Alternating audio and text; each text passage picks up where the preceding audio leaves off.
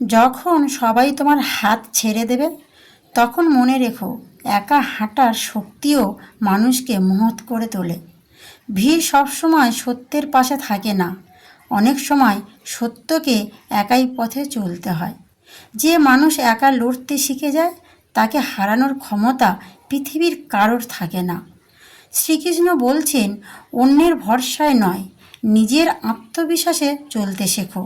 কারণ জীবনের সবচেয়ে বড় যুদ্ধ একাই লড়াইতে হয়। দাপর যুগের কথা। মথুরা নগরীতে তখন অশান্তির কালো ছায়া নেমে এসেছে। রাজা কংসের অত্যাচারে সাধারণ মানুষ ভয়ে দিন কাটাতো।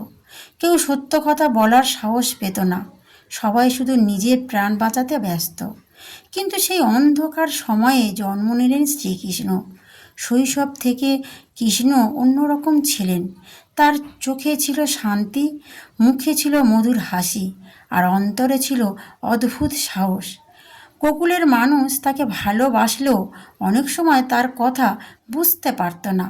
কারণ কৃষ্ণ সবসময় সত্যের পথে চলতেন, আর সত্যের পথ প্রায় একাকী হয়। একদিন গোকুলে ভয়ঙ্কর ঝড় উঠল। আকাশ কালো হয়ে গেল, বজ্রপাত শুরু হলো। মানুষ ভয়ে কাঁপতে লাগলো। গ্রামের লোকেরা বলল, এটা দেবরাজের ইন্দ্রের রহস্য, সবাই ইন্দ্রের পূজা করো।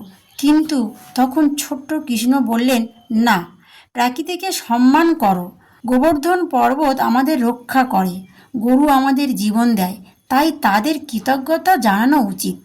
কৃষ্ণের এই কথা শুনে সবাই অবাক হয়ে গেল। গ্রামের প্রবীণরা রেগে বলল, তুমি একা সবার বিরুদ্ধে কথা বলছো?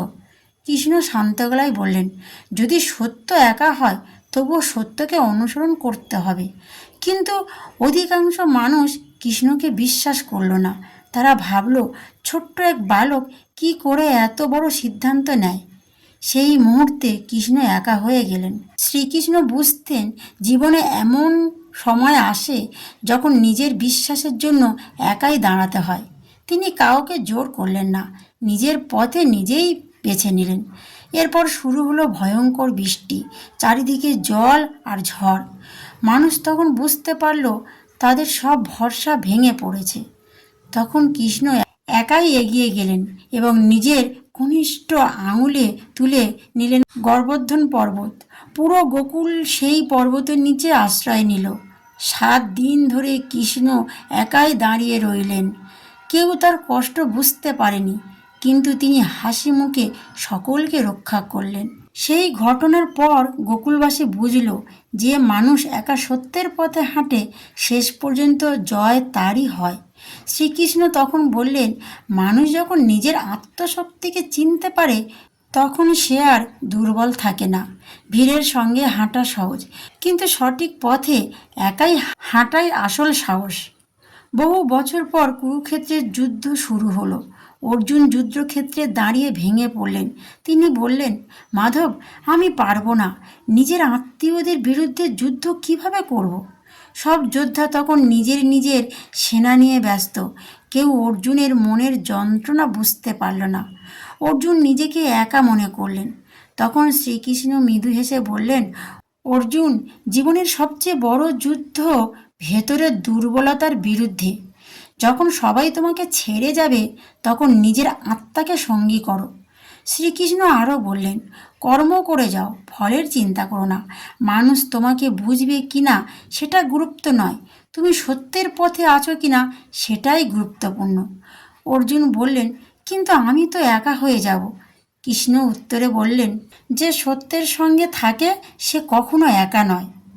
কৃষ্ণ অর্জুনকে বোঝালেন, মানুষ জন্মায় একা, মৃত্যুতেও একা যেতে হয়। তাই নিজের আত্মবিশ্বাস সবচেয়ে বড় বন্ধু। যে মানুষ একা চলতে শেখে, পৃথিবী একদিন তার পেছনে হাঁটে। এই কথা শুনে অর্জুনের হৃদয়ে সাহস ফিরে এলো। তিনি বুঝলেন, ভয় মানুষকে দুর্বল করে, কিন্তু আত্মবিশ্বাস মানুষকে অজয় করে তোলে। কুরুক্ষেত্রের যুদ্ধ কিছুদিন পর এক সাধু শ্রীকৃষ্ণকে জিজ্ঞেস করলেন, প্রভু, মানুষ কেন একা হতে ভয় পায়?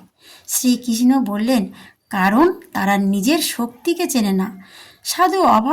সাধু আবার জিজ্ঞেস করলেন, তাহলে সফলতার পথ কি? কৃষ্ণ মৃদু হেসে বললেন, যখন কেউ তোমার পাশে থাকবে না তখন থেমে যেও না। সূর্য একাই উদয় হয়, চাঁদ একাই রাত আলোকিত করে, সিংহ একাই বনে রাজত্ব করে।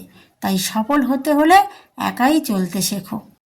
তাহলে বন্ধুরা, মানুষের জীবনে এমন সময় আসে যখন আপন মানুষ দূরে চলে যায়, বন্ধুরা বিশ্বাসঘাতকতা করে, সবাই সমালোচনা করে, কিন্তু সেই সময় ভেঙে পড়লে চলবে না। কারণ শ্রীকৃষ্ণর শিক্ষা হলো, অন্ধকার যতই গভীর হোক আলো ততই কাছাকাছি আসে। দ্বারকায় একদিন কৃষ্ণ তার ভক্তদের বললেন, নিজেকে এত শক্তিশালী বানাও যেন একাকিত্ব তোমাকে দুর্বল করতে না পারে। কারোর ওপরে অতিরিক্ত নির্ভর করো না, কারণ মানুষ বদলে যায় কিন্তু আত্মশক্তি কখনো প্রতারণা করে না। শ্রীকৃষ্ণ আরও বলছেন, জীবনে যদি সফলতা হতে চান, একা চলতে শিখুন, নিজের ওপর বিশ্বাস রাখুন, সত্যের পথ ছাড়বেন না, কষ্টকে ভয় পাবেন না, অন্যের সমর্থনের অপেক্ষা করবেন না।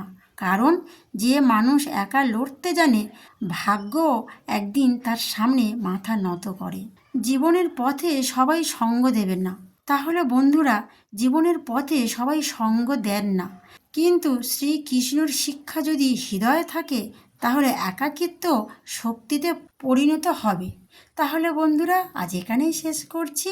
আর আধ্যাত্মিক গল্প যদি তোমাদের শুনতে ভালো লাগে, চ্যানেলটা সাবস্ক্রাইব করবে আর কমেন্টে লিখবে জয় শ্রীকৃষ্ণ।